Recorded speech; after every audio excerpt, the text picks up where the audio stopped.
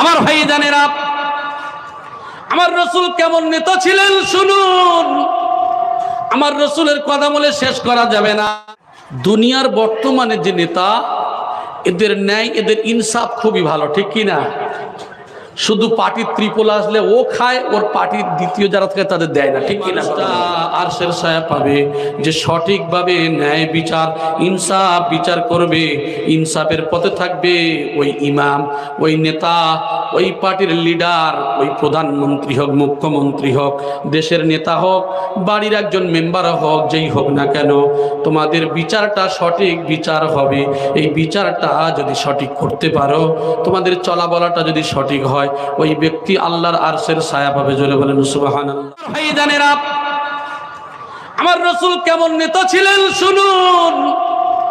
আমার রাসূলের কথা বলে শেষ করা যাবে না, তবে তার একটা সাহাবার কথা আমি ছোট্ট করে একটু উদাহরণ দিয়ে দিই। খলিফা মুসলিমিন ওমর রাদিয়াল্লাহু তাআলা আনহু একটি উপত্যকার উপরে গেলেন রাতের বেলা, দেখতে পেলেন টিপ টিপ করে আলো জ্বলে আর কান্নার আওয়াজ ভেসে আসে।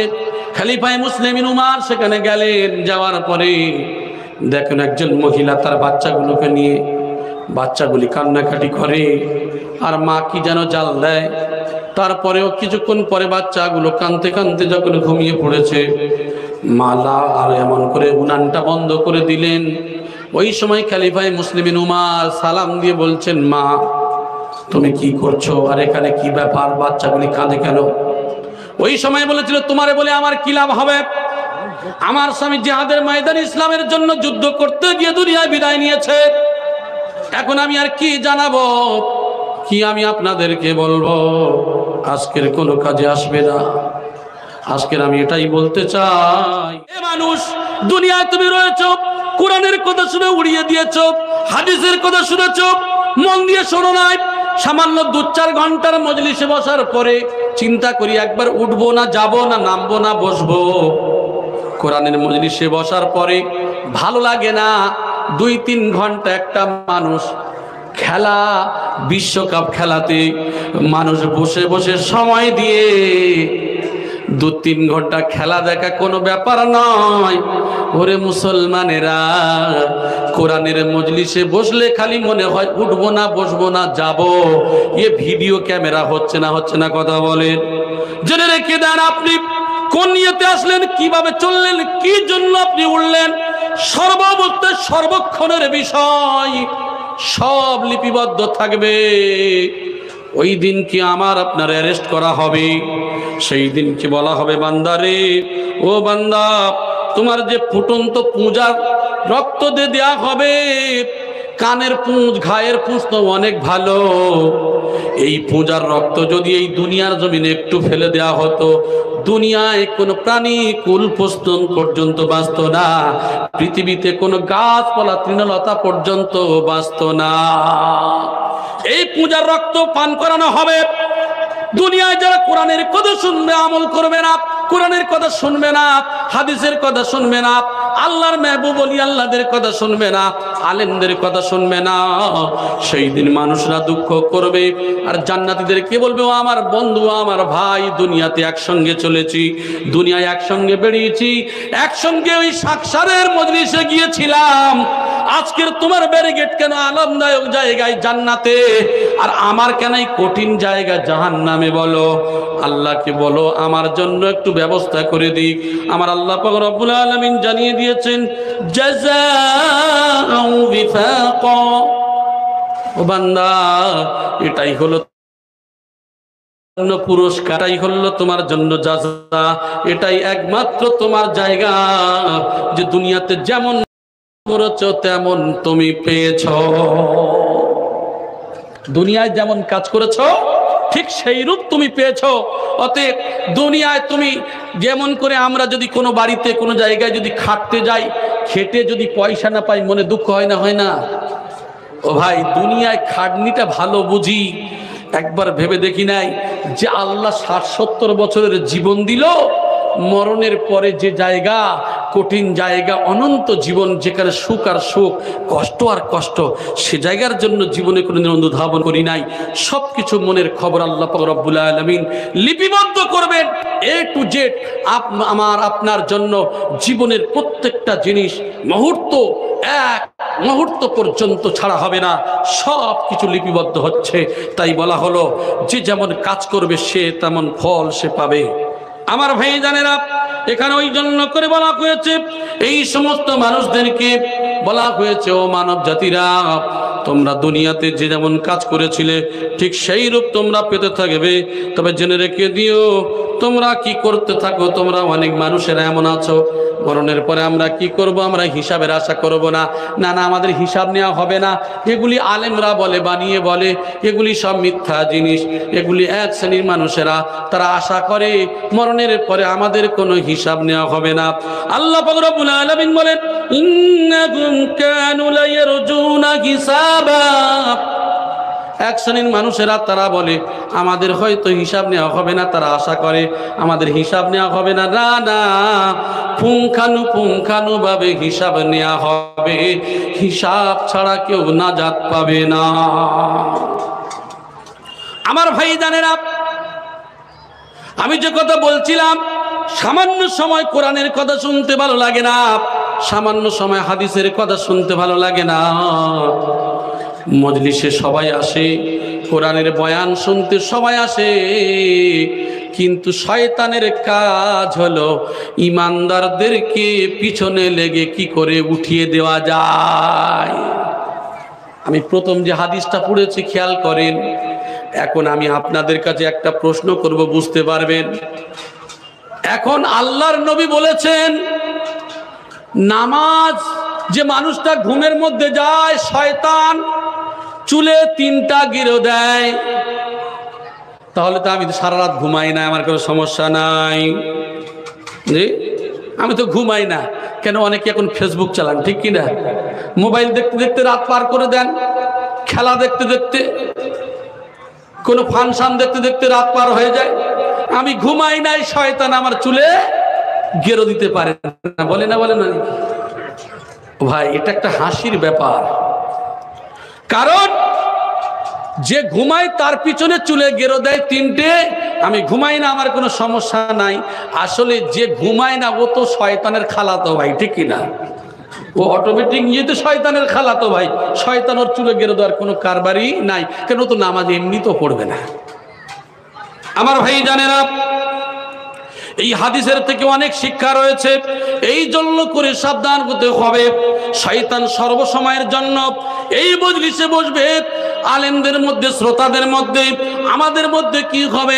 শয়তান কিন্তু সর্বসময়ের জন্য চেষ্টা করবে, কি করবে? এ কোরআনের কথা শুনবে, হাদিসের কথা শুনবে। সমস্যা যেটা আবু জেহেল করেছিল, আবু লাহাব করেছিল, সাইবা করেছিল, উতবা করেছিল, আখনাস করেছিল, এদের ইতিহাস আমি এর আগেও আলোচনা করেছিলাম।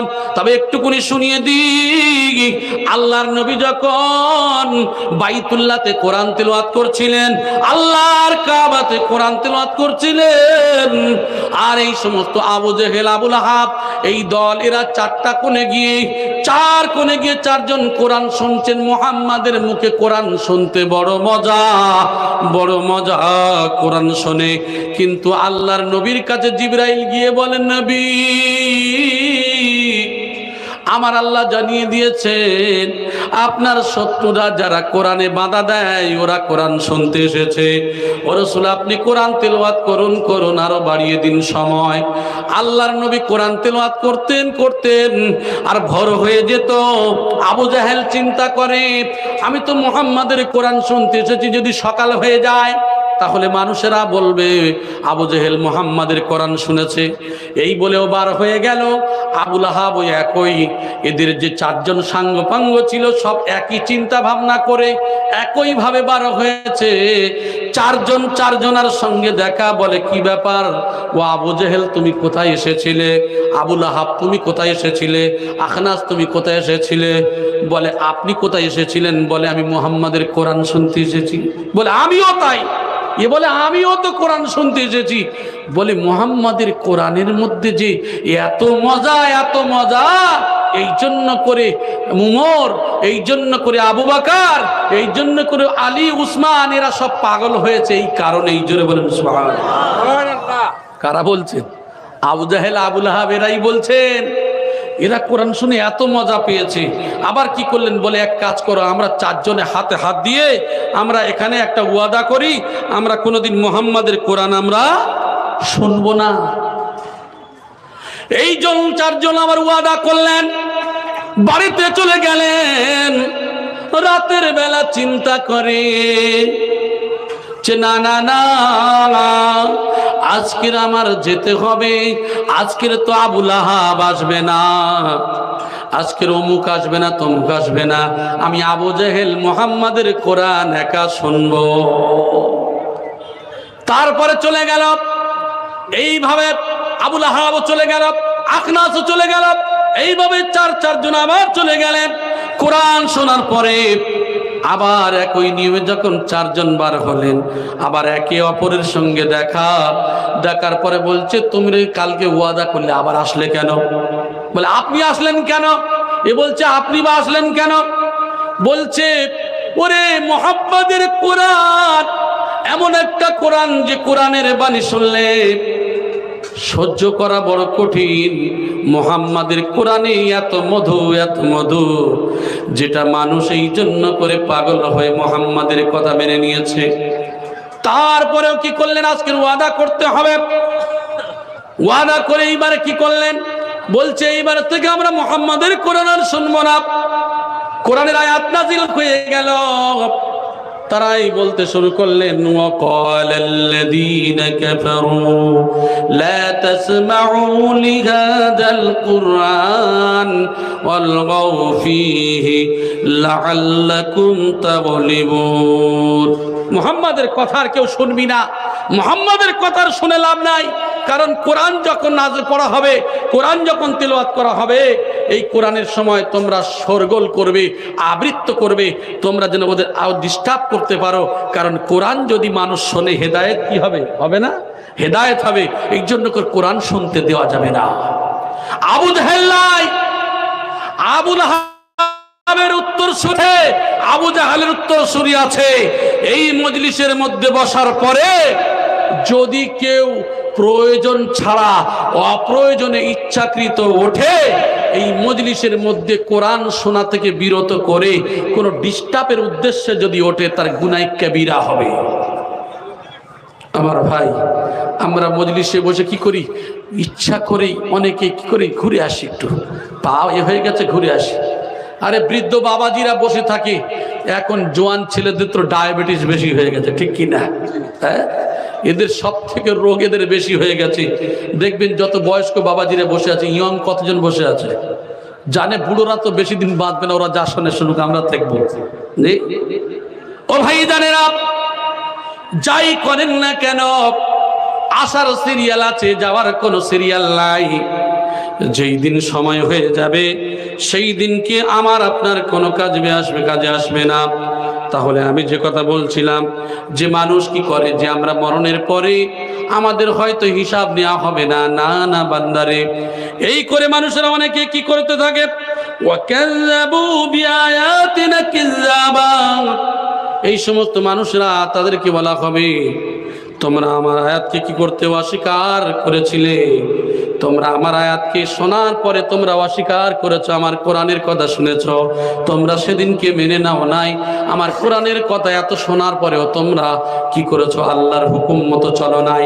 আজকের তোমাদেরকে অ্যারেস্ট করা হবে, তোমাদের আজকের সাহায্যকারী বলে কেউ থাকবে না। আল্লাহ পাক রব্বুল আলামিন বলছেন, ইউবাশশিরুনহুম ইয়াওয়াদ্দুল মুজরিমু লাউ ইয়াফতাদি আযাবি ইয়াউমিযিন বিবানি ওয়া সাহিবাতিহি ওয়া কি ওয়া ফাসিলাতিহি আল্লাতী তুবি ওয়া মান ফিল আরদি। আমার ভাই জানেরা, কোরআনে কারীমের মধ্যে আল্লাহ জানিয়ে দিচ্ছেন, পরিষ্কার ভাবে বলে দিয়েছেন, একে অপরকে যেদিন দেখতে পাবে, তারপরেও দেখতে পাওয়ার পরে ইউবাশশিরুকুম ইয়াবদুল মুজরিমু লাউ ইয়াফতাদি আযাবি ইয়াউমি জিমবি বানি,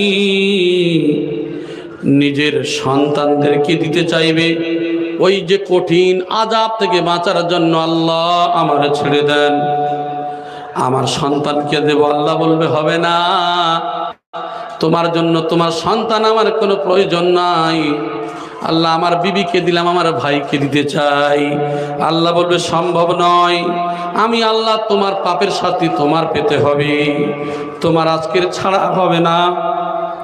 আমার ভাই জানেরা, ওই ব্যক্তি বলবে ও আল্লাহ আমাদেরকে ছেড়ে দিন, যে কাবিলার কাজে যে গোত্রের কাজে আমি মানুষ হয়েছি ওই গোত্রকে দিচ্ছি, আল্লাহ আমারে ছেড়ে দেন। আল্লাহ বলবে না, ওমান ফিল আরদি জামিআ, ওগো আল্লাহ দুনিয়ায় আমি যা কিছু করেছি সব কিছু আল্লাহ তোমার দিয়ে দিলাম একমাত্র আমার নাজাতের জন্য, এই নাজাতের জন্য আল্লাহ আমারে ছেড়ে দেন।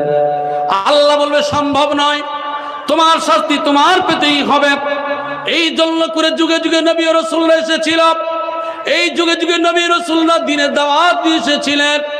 আমার ভাই জানেরা, গতকালকে একটা হাদিসের মধ্যে আমি দেখছিলাম, যে হাদিসটা আমার মনে পড়ে গেল, আমি একটু উদাহরণ হিসেবে একটু বলে দিই। আমার ভাই জানেরা, এই মানুষগুলো এমন পরিস্থিতির মধ্যে পড়বে যে হযরতে নূহ আলাইহিস সালামকে ডাকা হবে, নবী নূহ আলাইহিস সালামকে বলা হবে, নবী নূহ তুমি কি দ্বীনের দাওয়াতটা তুমি দিয়েছো? বলবে হ্যাঁ আমি দিয়েছি। উম্মতদেরকে বলা হবে, নবী নূহের উম্মতেরা তোমাদের কি দাওয়াত দেওয়া হয়েছিল? বলে না, আমাদের কেউ কেউ সতর্ক করতে আসে নাই, কেউ আমাদেরকে এমন কথা বলতে আসে নাই। তখন বলা হবে, নবী নূহ তোমার সাক্ষ্য কেউ আছে নাকি তোমার সাক্ষী দেওয়ার মতো? বলে হ্যাঁ আমার সাক্ষ্য রয়েছে। কে? মুহাম্মাদুর রাসূলুল্লাহ সাল্লাল্লাহু আলাইহি সাল্লাম এবং তার উম্মত। এবার তাদেরকে ডাকা হবে, ডাকার পরে জিজ্ঞাসা করা হবে, আল্লাহর নবীর উম্মতেরা অর্থাৎ আমাদেরকে যখন জিজ্ঞাসা করা হবে, আমরা তখন তার সঙ্গে সাক্ষ্য দেব যে আল্লাহ হ্যাঁ নবী নূহের উম্মতরা এদের কাছে নবী নূহ দাওয়াত পৌঁছেছিল। জোরে বলেন সুবহানাল্লাহ। নবীদের সুপারিশ করবে, নবীদের ব্যাপারে তার উম্মতরা মিথ্যা বলবে, আর উম্মতে মুহাম্মাদি আমাদের মতো মানুষরা তাদের জন্য সুপারিশ করবে। জোরে বলেন সুবহানাল্লাহ। সাক্ষ্য দেবে।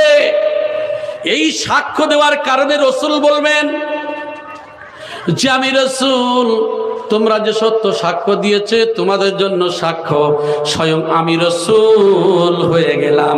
আর একটু জোরে বলি সুবহানাল্লাহ। ও আমার ভাই জানেরা, এই জন্য করে আমি আপনাদেরকে বলবো, এই জন্য করে বলা হয়েছে বাবা তুমি দুনিয়াতে যাই করো না কেন, দুনিয়ায় সব করতে থাকো বান্দা, দুনিয়ায় মরণের পরে কাল কিয়ামতের ময়দানে যেদিন তুমি বিপদে পড়ে যাবে কেউ তোমার পাশে দাঁড়াবে না। সেই দিনকে মাত্র 7টা ছায়া তোমার উপরে থাকবে। এই 7টা ছায়া, এই যে আরশের ছায়া তোমার উপরে থাকবে। কাদের উপরে? এই আরশের ছায়া যদি পেতে হয়, এই আল্লাহর ছায়া যদি পেতে হয়, একমাত্র এই সমস্ত ব্যক্তি তাদের উপরে এই ছায়াগুলো থাকবে। কোন ব্যক্তি? হাদিসের মধ্যে উল্লেখ করা হয়েছে, সাবাতুন ইউজিল্লুহুমুল্লাহু ফি জিল্লিহি ইয়াওমা লা জিল্লুহু ইল্লা জিল্লুহু। হাদিসের মধ্যে বলা হয়েছে 7 শ্রেণীর মানুষ যেদিন কোনো ছায়া থাকবে না কাল কিয়ামতের ময়দানে, তার উপরে 7 শ্রেণীর মানুষের উপরে আল্লাহর আরশের ছায়া থাকবে। একবার জোরে বলি সুবহানাল্লাহ। নম্বর 1 হলো ইমামুন আদিল। ওই ব্যক্তি, ওই ইমাম, ওই নেতা যে ব্যক্তি কি করবে? ন্যায় বিচার করবে, ইনসাফ করবে, সঠিক বিচার করবে। আজকের আমাদের বিচার কেমন? আর আমাদের নবী নেতা মুহাম্মদুর রাসূলুল্লাহ সাল্লাল্লাহু আলাইহি ওয়াসাল্লাম কেমন নেতা? দুনিয়ার বর্তমানে যে নেতা, এদের ন্যায়, এদের ইনসাফ খুবই ভালো, ঠিক কি না? শুধু পার্টির ত্রিপল আসলে ও খায়, ওর পার্টির দ্বিতীয় যারা থাকে তাদের দেয় না, ঠিক কি না? কথা বলেন আমার ভাই জানেরা। আমার রাসূল কেমন নেতা ছিলেন শুনুন। আমার রসুলের কথা বলে শেষ করা যাবে না, তবে তার একটা সাহাবার কথা আমি ছোট্ট করে একটু উদাহরণ দিয়ে দিই।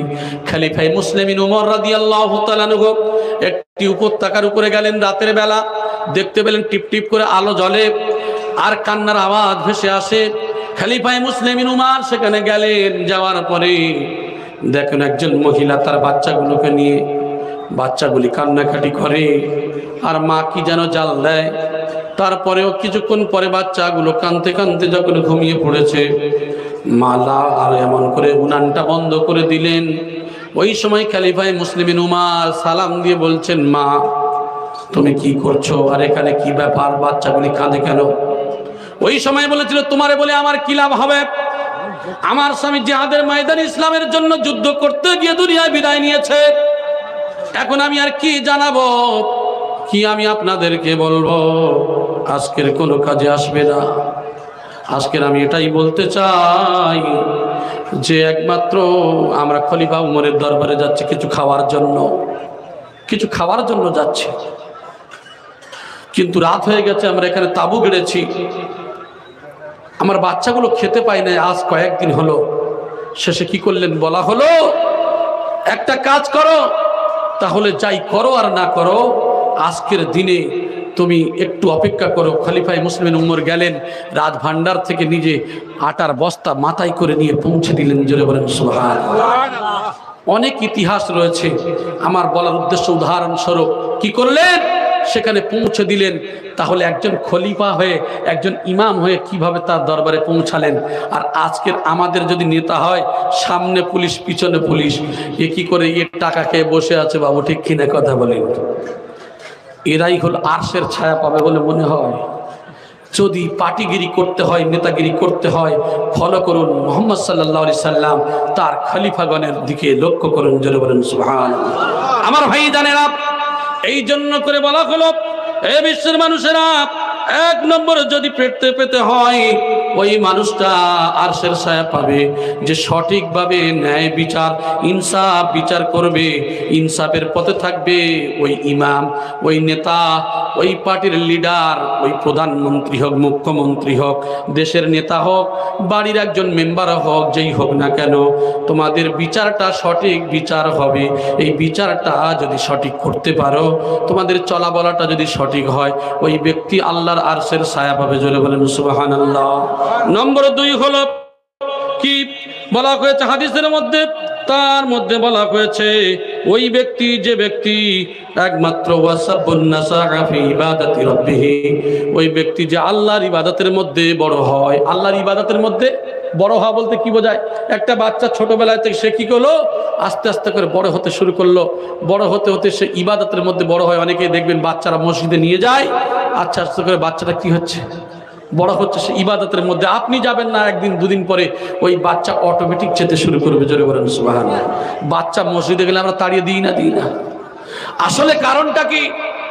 এই কারণটা হলো আমরা অনুধাবন করি না দিনকে নিয়ে, কারণ আমাদের মধ্যে হালাল রুজি নাই বলে, রিজকে হালাল নাই বলে। আল্লাহর নবীকে বলা হলো, হে রাসূল, আগে নামাজ নয়, আগে রোজা নয়, আগে যাকাত নয়, আগে হজ নয়, ইয়া আইয়ুহার রাসূল কুলু মিনাত তাইয়্যিবাতি ওয়া আমালু সালিহান। হে রাসূল, সর্বপ্রথমে তুমি হালাল খাও, তারপরে সৎ কাজ করো। আগে সর্বপ্রথম রাসূলকে বলা হলো হালাল খাও, তারপরে সৎ কাজ করো। ঈমানদারদেরকে বলা হলো, ইয়া আইয়ুহাল্লাযীনা আমানু, হে ঈমানদারগণ, কুলু মিন তাইয়্যিবাত, তোমরা পাক পবিত্র বস্তু খাও, আর তোমরা মিম্মা রাযাকনাকুম, যা তোমাদের মধ্যে রিজিক হিসেবে দিয়েছি, এই পবিত্র বস্তু তোমরা ভক্ষণ করো। পবিত্র মাল না খেলে, হারাম মাল খেলে কি হয়? অন্তর্চক্ষু বন্ধ হয়ে যায়। এই জন্য করে সুফি মুফতি আজম গাছি রহমাতুল্লাহ আলাইহি বলেছেন, বাবা তোমরা কি করবে? সাধ্যমতো তাকওয়া পরহেজগারি করবে, রিজকে হালাল খাবে। জোরে বলেন সুবহানাল্লাহ। এই হালাল যদি না থাকে, সেই এই অন্তর্চক্ষু বন্ধ থাকবে, আর অন্তর্চক্ষু বন্ধ থাকার কারণে কোনটা ভালো আর কোনটা মন্দ পাওয়া যাবে না। আজকের গোটা বিশ্বের দিকে তাকিয়ে দেখেন, আজকের এমন কোনো দেশ নাই, এমন কোনো গ্রাম নাই, এমন কোনো ফ্যামিলি নাই, বেশিরভাগই দেখবেন সুদের সঙ্গে সম্পর্ক আছে না নাই? ও আমার ভাই জানেরা, আজকের এই জামানায় এমন একটা জিহাদ চালিয়ে যাচ্ছেন সুফি মুফতি আজান গাছি রহমাতুল্লাহি আলাইহি। ও বাবা, আজকের কোনো দল নয়, কোনো জামাত নয়, কোরআনে কারীম থেকে নিয়ে বিশ্ব মানব দিগকে ডাক দিচ্ছেন, ইয়া আইয়ুহাল্লাযীনা আমানুত্তাকুল্লাহা ওয়া দারু মা বাকিয়া মিনার রিবা ইন কুনতুম মুমিনিন। হে ঈমানদারগণ, আল্লাহকে ভয় করো, যার কাছে যতটুকু সুদ আছে ছেড়ে দাও। ইন কুনতুম মুমিনিন, যদি তোমরা মুমিন হও, যদি আমি আল্লাহ আমার বিশ্বাস করে থাকো, তাহলে কি করো? তোমরা সামান্য সুদ থাকলেও তোমরা ছেড়ে দাও। জোরে বলেন সুবহানাল্লাহ। যদি না ছাড়ো, আমরা যদি মুমিন হই কি করব? সামান্য সুদ থাকলেও ছেড়ে দেব। আর যদি না ছাড়ি, তারপরে সূরা আল বাকারার 279 নম্বর আয়াতের মধ্যে বলা হলো, ফাইল্লাম তাফআলু ফাজানু বিহারবিন মিনাল্লাহি ওয়া রাসূলিহি। আমি আল্লাহ আমার রাসূলের সঙ্গে যুদ্ধের ঘোষণা রইল। বোকা মুসলমান নামাজ পড়ে, আল্লাহ রাসূলের সঙ্গে আল্লাহর সঙ্গে যুদ্ধ করে, এর থেকে বোকা মুসলমান আর আছে নাকি? এই জন্য করে সুফি মুফতি আজান গাছি রহমাতুল্লাহ আলাইহি জমিদারিকে ত্যাগ করে দিয়ার বলল, বাবা একমাত্র তোমরা হালাল খাও, জীবনে যতটুকু বাঁচবে ও বাবা ডাল ভাত খেয়ে থাকলেও তার মধ্যে রয়েছে শান্তি। আর যদি তুমি হারাম খাও, যদি যত কালিয়া কোপ্তা বিরিয়ানি খাও না কেন, তুমি খাচ্ছ বিরিয়ানি, কিন্তু ভিতরে তোমার কি মাল যাচ্ছে সেটা কবরে গেলে বুঝতে পারবে। সেই দিন কি আমার আপনার পরিস্থিতি কি হবে? আমার ভাইজান, এই জন্য করে বলা হলো তোমরা রিজকে হালাল খাবে এবং সুদের ধারে কাছে তোমরা যাবে না। যত কষ্ট হোক না কেন সুদকে পরহেজ করবে। আমরা সব শুনি, এটা শুনলে আমাদের বড় কষ্ট হয়। কতদিন বাঁচবেন? 30 বছর, 40 বছর, 10 বছর? কি দুনিয়াতে মানুষ কামায় কিসের জন্য? একটু ভালো খাওয়া, ভালো পড়া, গাড়ি আর বাড়ি, এইটুকুই, আর কিছু নেই। ঠিক কিনা বলেন? আমার ভাইজানেরা, কোনো কাজে আসবে না। এই জন্য করে আমার আপনার সন্তান, আমার আপনার পিতা, আমার আপনার মা, আমার আপনার ঘরের ফ্যামিলি, ছোটবেলায় থেকে যখন একটা সন্তান বড় হয়, ওই সন্তানকে সর্বপ্রথম আল্লাহর ইবাদতের মধ্য দিয়ে বড় করবেন। ওই বাচ্চা একদিন বড় হবে, সে দেখবেন নিজের নিয়মে মসজিদে যাবে, আপনার হাতে ধরে আর নিয়ে যেতে হবে না। তাই তো বলা হলো, হে বিশ্ব মানব জাতিরা, ওই বাচ্চা একদিন আরশের ছায়া পাবে, যে আল্লাহর ইবাদতের মধ্য দিয়ে বড় হয়। আর আমাদের সন্তানগুলি বড় হয়, বড় হতে হতে তেরেঙ্গা শিকড় বিমল গালে দিয়ে মুখের গন্ধে পাশে থেকে যাওয়া যায় না। এরা কি করে? আল্লাহর ইবাদতের মধ্যে এক শ্রেণীর মানুষেরা বড় হয়, আর এক শ্রেণীর মানুষেরা বিমালের খেতে খেতে খেতে খেতে মুখের গন্ধে পাশে থেকে যেতেও বড় ঘৃণা লাগে। ঠিক কিনা বলেন? এক শ্রেণীর সন্তানেরা এরা নেশা করতে করতে বড় হয়, আর এক শ্রেণীর মানুষেরা তারা কি করে? আল্লাহর ইবাদতের মধ্যে তারা বড় হয়। জেনে রাখবেন, আপনি দুনিয়াতে যাই কিছু করেন না কেন, সব লিপিবদ্ধ হচ্ছে এখানে। অতএব এই সমস্ত মানুষেরা যারা আল্লাহর ইবাদতের মধ্যে বড় হবে, এরা কাল কিয়ামতের ময়দানে আরশের ছায়া পাবে। জোরে বলেন সুবহানাল্লাহ। তাহলে কটা হলো? আপনাদের খবর তো খারাপ দেখতে পাচ্ছি। যে কদিন বসে আছেন মনে করছেন ঠান্ডা পড়ছে, ছেড়ে দেয়, ছেড়ে দেবো। 6টাই আর 5টা আছে বলে ছেড়ে দেবো, আজ কষ্ট দেব না। আমার ভাই, এই যে এক শ্রেণীর মানুষ আরশের, যে এই 7 শ্রেণীর মানুষ যে আরশের ছায়া পাবে, তার মধ্যে আমাদের লিস্টটা আছে কিনা সেটাই বলছি। নম্বর 1, সঠিকভাবে বিচার হচ্ছে কিনা। নম্বর 2, আমাদের সন্তান সন্ততি আমরা নিজেরা ইবাদতের মধ্যে বড় হয়েছে কিনা, বা ইবাদত বর্তমানে করছি কিনা। নম্বর 3, ওই ব্যক্তি ওয়ারাজুলুন কালবুহু মুআল্লাকুন ফিল মাসাজিদ, ওই ব্যক্তি, যে ব্যক্তি জামাতের সঙ্গে নামাজ পড়ে বাড়িতে আসে, ফজর পড়ে চিন্তা করে কখন জোহরের সময় হবে, জোহর পড়ে আসে কখন আসরের সময় হবে। ওই মানুষের সম্পর্কটা মসজিদের সঙ্গে থাকে। এই ব্যক্তি যদি এমন হয়, ওই ব্যক্তি কাল কিয়ামতের ময়দানে আরশের ছায়া পাবে। জোরে বলেন সুবহানাল্লাহ। আমার ভাইজানেরা, তাহলে ওই ব্যক্তি কি করবে? সে মসজিদের সঙ্গে সম্পর্ক রাখবে। আমার ভাইজানেরা, এখন বর্তমান জামানায় আমাদের দিকে লক্ষ্য করলে দেখা যায় ফজরের সময় বড় কষ্ট যাওয়ার দরকার নাই, জোহরের সময় বড় কষ্ট যাওয়ার দরকার নাই, ফজরের সময়, আসরের সময়, মাগরিবের সময়, ঈশার সময়, এই যে সময় এক একটা সময় রয়েছে, এই সময়টা বড় কষ্টের সময়। থাক বাড়িতেই পড়ি না। আমার ভাইজানেরা সময় নেই, আমি আর অন্যদিকে হাদিস দিয়ে ব্যাখ্যা করতে চাচ্ছি না, আমি এই কটাই বলে শেষ করে দেব। তাহলে আমাদের জামাতের সঙ্গে নামাজ আদায় করতে হবে। যদি কোনো মানুষের সম্পর্কটা জামাতের সঙ্গে থাকে, মসজিদের সঙ্গে থাকে, ওই ব্যক্তিটা আল্লাহর আরশের ছায়া পাবে। জোরে বলেন সুবহানাল্লাহ। তারপরে বলা হয়েছে রাজুলানে তাহাব্বা ফিল্লাহি ইজতামা আলাইহি ওয়া তাফাররাকা আলাইহি, যে মানুষ দুজনের সম্পর্ক ভালো আল্লাহর জন্য, আবার শত্রুতা আল্লাহর জন্য, এক ব্যক্তি আর এক ব্যক্তির বন্ধুত্ব করে, সে জীবনে কারোর চেনে না, কি করে একে অপরের মহাব্বত, পীর ভাই মহাব্বত, নিজের ভাইয়ের থেকে মহাব্বত বেশি আছে না নাই? কথা বলেন, কিসের জন্য? হাক্কানি আঞ্জুমানে যায়, দরবারে যায়, ওলি আল্লাহর হুকুম মতো চলে, নবীর তরিকা অনুযায়ী চলে, আল্লাহর হুকুম মতো চলে, এই জন্য করে একে অপরের প্রতি এত মহাব্বত যে নিজের ভাইয়ের থেকেও মহাব্বত বেশি, ঠিক কিনা? কিন্তু আমাদের যে তাকওয়া, গরিব মানুষ যদি দাওয়াত করে, বলে আমি খেতে পারবো না, কারণ তোর সুদের টাকা নিস, তোর এই আছে ওই আছে, তোর বাড়িতে খাবো না, কিন্তু ধনী মানুষের বাড়িতে চা ঢুকিয়ে দিচ্ছে, ঠিক কিনা বলেন? তাকওয়ার জোর কত বড় দেখেছে আমার ভাই।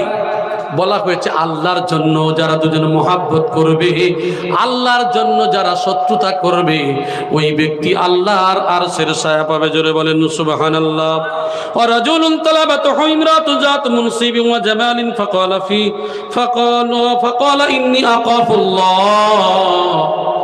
হাদিসের মধ্যে বলা হয়েছে ওই ব্যক্তি, ওই মহিলা, সুন্দরী মহিলা, যে পুরুষকে ডাক দেয়, এসো আমি তোমার সঙ্গে সম্পর্কে জড়াতে চাই। একজন সুন্দরী মহিলা তার প্রেমিককে ডাকলো, এসো আমি তোমার সঙ্গে একটু কথা বলবো, নির্জনে একটু মহাব্বত করব, নির্জনে একটু তোমার সঙ্গে আমার মহাব্বত হবে, একটু এসো। ওই ব্যক্তি তখন বলবে ইন্নী আখাফুল্লাহ, আমি আল্লাহরে ভয় করি, আমি আল্লাহরে ভয় করি। কি করবে সে? বলে আমি আল্লাহর ভয় করি। এই ব্যক্তি আরশের ছায়া পাবে। আচ্ছা বলেন তো দেখি, বর্তমানে যদি বান্ধবী ডাকে, এ বন্ধু থাকতে পারবে বলে মনে হয়? কথা বলেন না। যদি আল্লাহওয়ালা হয়, পরেজগার হয়, তাহলে কিন্তু এ অবশ্যই থাকতে পারবে। আমার ভাই জানেরা, এই জন্য করে রিজকে হালাল, তাকওয়া পরেজগারি সাধ্য মতো, এই জন্য করে তিনি জানিয়ে দিলেন, ও বাবার বিনা কাজায় 5 ওয়াক্ত নামাজ কায়েম করবে। এই বিনা কাজায় 5 ওয়াক্ত নামাজ যদি কায়েম করে, কারণ আল্লাহর কোরআন বলেছে ইন্নাস সালাতা তানহা আনিল ফাহশাই ওয়াল মুনকার, নামাজ খারাপ কাজ, অশ্লীল কাজকে দূরে সরায়। জোরে বলেন সুবহানাল্লাহ। নামাজ খারাপ কাজ, অশ্লীল কাজকে দূরে সরায়। ওই ব্যক্তি যদি নামাজি হয়, ওই ব্যক্তি যদি মুত্তাকি হয়, ওই ব্যক্তি যদি পরেজগার হয়, ওই ব্যক্তি যদি আল্লাহওয়ালা হয়, ওই ব্যক্তি সুদের সঙ্গে সম্পর্ক না রাখে, এক কথায় আল্লাহর হুকুম যেটা আছে, নবীর তরিকা যেটা আছে, এই পথ, এই রুট দিয়ে যে চলে, ওই ব্যক্তি কি করবে? যতই সুন্দরী মহিলা ডাকুক, যত সুন্দর পুরুষ ডাকুক, সবাই কিন্তু একই কথা বলবে ইন্নী আখাফুল্লাহ, আমার আল্লাহরে আমি ভয় করি, এই জিনার কাজ আমার দ্বারা সম্ভব নয়, ঠিক কিনা? তাহলে এই ব্যক্তি কি করবে? ওই ব্যক্তি আল্লাহর আরশের ছায়া পাবে। তারপরে বলা হলো রাজুলুন তাসাদ্দাকু আখফাকাত লা তা'লামু শিমালুহু মা তুনফিকু ইয়ামিনুহু ওয়া রাজুলুন যাকারাল্লাহু খালিয়ান ফাফাদাত আইনাহু। হাদিসের মধ্যে বলা হলো ওই ব্যক্তি আল্লাহর আরশের ছায়া পাবে যে ডান হাতে দান করবে, গোপনে দান করবে, বাম হাত যেন না জানে। এমন দান করে ডান হাত দিয়ে, বাম হাত টের পায় না। আমাদের দান দিয়ে এমন হাবে বেরিয়ে দিই, দেখা যায় ওই দান করতে লোক দেখানো দান যদি হয়, নিয়ত আল্লাহই ভালো জানে। আপনার দানটা যদি লোক দেখানো হয়, কাল কিয়ামতের ময়দানে আমার আল্লাহ বলবেন, বান্দা তুমি আমার জন্য কি নিয়ে এসেছো? আল্লাহ আমি তোমার জন্য তোমার দিনের রাস্তায় দান করেছি। বলে দুনিয়াতে তোমার তো দানই বলেছিল, দুনিয়ায় তুমি তো নাম কামানোর উদ্দেশ্য দান করেছো, তোমার দান হয়ে গেছে, ও ফেরেশতাকে নিয়ে জাহান্নামে দিয়ে দাও। তাহলে দানটা যদি হয় গোপনে, তাহলে ডান হাতে দান করবে, বাম হাত যেন না জানে। ওই দানটা প্রকাশ্য দানের থেকে 70 গুণ সওয়াব বেশি। পাশের গরিব রয়েছে, খেতে পায় না, পাড়া প্রতিবেশী রোগাক্রান্ত হয়ে আছে, চাইতে পারে না, ও আল্লাহর বান্দা তুমি তার চেহারার দিকে, তার মুখের দিকে তাকিয়ে, তুমি না চাইলেও তুমি তোমার তার মুখের দিকে তাকিয়ে তুমি তার কিছু দিও। আর যে দেওয়াটা দেবে গোপনে দেবে, কেউ না যেন টের পায়। কিন্তু আমরা এমন দানি গো, ওই দান এমন দান করি যে দান দেখলে দেখা যায়। আমার ভাই জানেরা দান করলে বলে তুমি মোবাইলে ভালো করে ফটো তোলো, 5,000 টাকার চেক দিয়ে 10,000 টাকার ক্যামেরা করাই না। আমরা যদি নেতা হই, যদি কারোর যদি কিছু হয়, তার দিয়ে বলবে খালি খেটাঘাট খালি ফটো তোলো, দিয়েছে 10,000 20,000 টাকার মতো ফটো তুলে ছড়িয়ে দিল, আরে অমুক জন এত দান করেছে। এ দান যদি আল্লাহর জন্য না হয়, লোক দেখানো যদি হয়, সব কিছু জানেন কে? ওই আল্লাহ সব লিপিবদ্ধ করে দিয়েছেন। শেষের কথা যেটা বলছিলাম, ওই ব্যক্তি, যে ব্যক্তি রাতের বেলা উঠে নির্জন অবস্থায় আল্লাহর ইবাদতের মধ্যে থেকে দুইটা চোখ দিয়ে ঝরঝর করে পানি ঝরায়, তাহাজ্জুদের নামাজ পড়ে মানুষটা চোখ থেকে পানি ফেলে, ওই মানুষটা কাল কিয়ামতের ময়দানে যে সময় কোনো ছায়া থাকবে না, ওই সময় আমার আল্লাহর ছায়া থাকবে। জোরে বলেন সুবহানাল্লাহ। এই 7টা কথা যে বললাম, এর মধ্যে আমাদের লিস্ট আছে কিনা একটু দেখে নেব, আর যদি লিস্ট না থাকে তাহলে নিজেরা পরিবর্তন করে নেব বলি ইনশাআল্লাহ।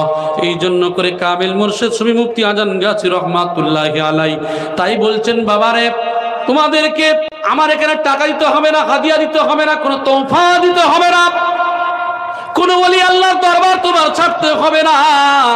ও বাবা, তুমি যে ওলি আল্লাহর দরবারে থাকো না কেন, শুধু তোমরা আল্লাহর হুকুম মতো চলবে আর নবীর তরিকা অনুযায়ী চলবে।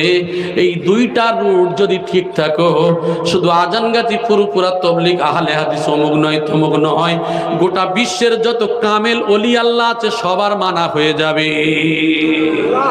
সুফি মুফতি আজানগাছি রহমাতুল্লাহ আলাইহি এমন একটা দরজার ওলি আল্লাহ, জোরে বলেন সুবহানাল্লাহ। সবাই এ দলের বিরুদ্ধে বলে, ও দলের বিরুদ্ধে বলে, আর হাক্কানি আঞ্জুমানের বুকটা প্রশস্ত করে রেখেছে।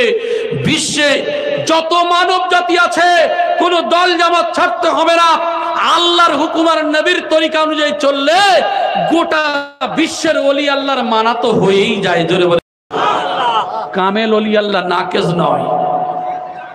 ও ভাইজান, আজকের সবাই সবার গালি দেয় আর তিনি সবার জন্য দোয়া করেন। জোরে বলেন সুবহানাল্লাহ। তিনি দোয়ার মধ্যে বলেন না, ইলাহি রাহমাত জিয়াদা কর তামাম আলমের প্রতি। জোরে বলেন সুবহানাল্লাহ। আমার ভাই, অনেক কথা হয়ে গেছে, আপনাদের অনেক কষ্ট দিয়েছি। কথা আলোচনা করতে করতে অনেক পথ আছে, তবে ইনশাআল্লাহ অন্য সময় যদি আবার আল্লাহ তৌফিক দান করেন আলোচনা রাখা যাবে। তবে আমি আজকের যে কথাগুলি বলেছি, তাহলে আমরা ইনশাআল্লাহ যে যতটুকু শুনেছি তার সঙ্গে আমল করব বলি ইনশাআল্লাহ। তাহলে ফজরের নামাজ পড়লে আমরা অবশ্যই এই যত রাত জেগে যাই না কেন, যদি নিয়ত করে আমরা দোয়া পড়ে শুই, দেখবেন আল্লাহ পাক রব্বুল আলামিন যথা নিয়মে আমাদেরকে উঠিয়ে দিয়েছেন। নিয়ত করলে সাহায্য করেন কে? আল্লাহ। আমরা তো অনেক রাত থেকে দূর দূরান্ত থেকে, মেদিনীপুর থেকে আমাদের আলেম ভাইরা এখানে অনেকেই আছেন, 2টো 3টে, অনেকেই সকাল হয়ে যায়, তারপরে আলহামদুলিল্লাহ ঠিক টাইমে উঠে নামাজ আদায় করে নেয়। কথা বলি আর আমরা অনেকেই কি করি, রাস্তায় চলতে চলতে ইশার নামাজ, এখান থেকে আরেক জায়গায় যেতে হবে, দেখা যাচ্ছে রাস্তায় কাদা করে দিলাম। আর ফজরের নামাজ যে কোথায় হয় তার তো ঠিক নেই, আল্লাহ পাকই জানে। তবে ঘৃণা নয়, ঠাট্টা নয়, প্রত্যেকেই আমরা ভাই ভাই, আমরা চেষ্টা করব প্রত্যেকেই কোরআন ও হাদিস অনুযায়ী চলা। হাক্কানি আঞ্জুমান তো এটাই বলে, কোনো দল, কোনো সিলসিলা, কোনো জামাত, যেই যাই থাক না কেন, উদ্দেশ্য তো প্রত্যেকের একটাই, কিভাবে মানুষ কোরআনের হুকুম মতো চলবে, কিভাবে মানুষ নবীর তরিকা অনুযায়ী চলবে, এটাই তো আসল উদ্দেশ্য। যে যে পথ নিয়ে দাওয়াত দিক, যে যে রাস্তা নিয়ে দাওয়াত দিক, উদ্দেশ্য সবার একটাই, ঠিক কিনা কথা বলে আমার ভাই?